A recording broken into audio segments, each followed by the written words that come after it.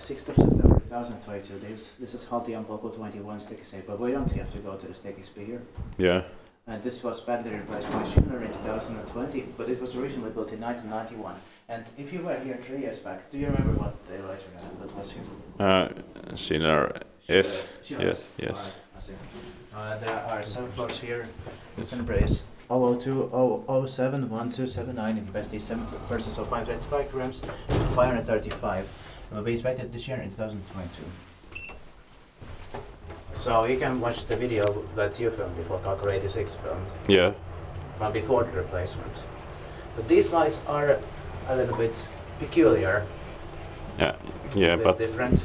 But they are quite common in Schindler elevators. Yeah.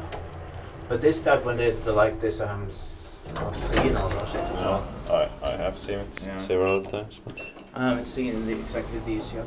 yeah. Probably. But because maybe they are not as common as those that are in the back wall. Yeah. Yeah. But this was Schindler S without any doors originally. Yes. Yeah. And it was replaced too early. Yes. It was not even 30 years old then. Or even at 30 still would have been too early. Yeah.